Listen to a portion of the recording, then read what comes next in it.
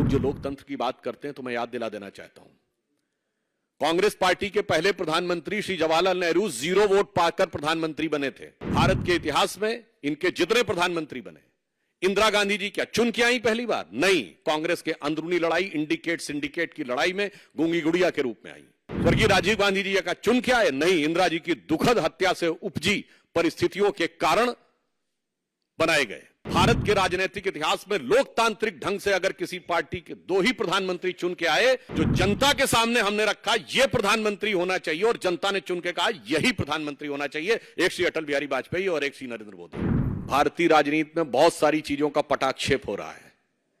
राजवंशों की सत्ता 1947 में समाप्त हुई थी। अब लोकतंत्र का आवरण ओढ़े हुए जो लोकतांत्रिक राजवंश हैं, उनकी सत्ता को चुनौती मिल रही है और उनको लग रहा है कि आने वाले चुनावों के बाद उनका भविष्य क्या होगा। और यह मैं ऐसे ही नहीं कह रहा हूं, आप उत्तर से दक्षिण तक देखें तो 2019 के लोकसभा चुनावों में देश की प्रबुद्ध जनता ने इंटाइटलमेंट के आधार के ऊपर जो लोग लोकतंत्र के नाम पर राजतंत्र चला रहे थे, चाहे कश्मीर में अब्दुल्ला और मुफ्ती परिवार हो, वो लोग चुनाव हारे, पंजाब में बादल परिवार चुनाव हारा, हरियाणा में हुड्डा परिवार चुनाव हारा, अशोक गहलोत जी का बेटा चुनाव हारा, उत्तर प्रदेश में अखिलेश यादव जी की पत्नी चुनाव हारी, चौधरी अजीत सिंह और उनके बेटे चुनाव हारे, बिहार में लालू प्रसाद यादव जी की बेटी चुनाव हारी, फिर चाहे तेलंगाना में केसीआर जी की बेटी चुनाव हारी हो, अथवा परिवारवाद के सबसे बड़े प्रतीक श्री राहुल गांधी जी चुनाव हारे। तो खड़गे जी, यह सत्य है। जो आपको डर लग रहा है कि इसके बाद ये लोकतांत्रिक राजवंशों के लिए चुनाव के का भ्रम जनता के सामने रखकर राजनीति करना संभव नहीं हो पाएगा, क्योंकि अब भारत में वास्तविक लोक सत्ता का प्रादुर्भाव हो गया है। सो वॉट एवर श्री खड़गे जी saying, it is real meaning is that those dynastic politics under the garb of democracy, which is continuing, which has been totally discarded by voter in the last election, now seems towards an eclipse, and the true emergence of true democracy is there in the offing, जिसमें भारत के सभी युवा और सभी मतदाता, जो प्रधानमंत्री जी ने कहा है, भारत का गरीब, भारत का किसान, भारत की महिला और भारत का युवा अपनी शक्ति के साथ उभर कर सामने आ रहा है। वैसे ये लोग जो लोकतंत्र की बात करते हैं तो मैं याद दिला देना चाहता हूं, कांग्रेस पार्टी के पहले प्रधानमंत्री श्री जवाहरलाल नेहरू 0 वोट पाकर प्रधानमंत्री बने थे।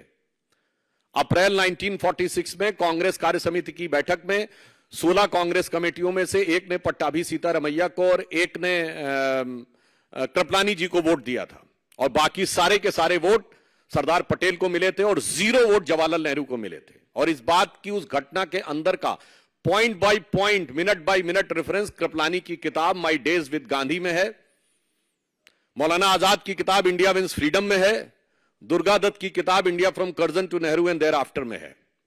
और जो अंतिम प्रधानमंत्री हुए, हो सकता है कि वो व्यवहारिक दृष्टि से कांग्रेस पार्टी के अंतिम ही प्रधानमंत्री भविष्य के लिए सिद्ध हों, doctor Manmohan Singh, the accidental prime minister, उनको कोट कर रहा हूं। प्रणब मुखर्जी जी की पुस्तक का विमोचन करते समय सोनिया गांधी जी की उपस्थिति में स्वयं डॉक्टर मनमोहन सिंह जी ने कहा कि जब मुझे प्रधानमंत्री बनने के लिए कहा गया तो मैं प्रणब दा के पास गया, मैंने कहा प्रणब दा आप मुझसे अधिक योग्य हैं। डॉक्टर मनमोहन सिंह कहते हैं प्रणब दा आप सबसे अधिक योग्य हैं, मगर मैडम ने मुझे कहा है। लोकतंत्र का अद्भुत स्वरूप है।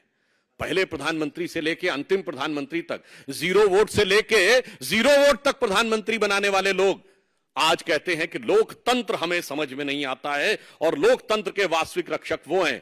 फिर मैं कह रहा हूं, भारत के इतिहास में इनके जितने प्रधानमंत्री बने, इंदिरा गांधी जी क्या चुन के आई पहली बार? नहीं, कांग्रेस के अंदरूनी लड़ाई, इंडिकेट सिंडिकेट की लड़ाई में गूंगी गुड़िया के रूप में आई। स्वर्गीय राजीव गांधी जी का चुन के आए? नहीं, इंदिरा जी की दुखद हत्या से उपजी परिस्थितियों के कारण बनाए गए। श्री पीवी नरसिम्हा राव कैसे बने सबको पता है, और डॉक्टर मनमोहन सिंह सबको पता है।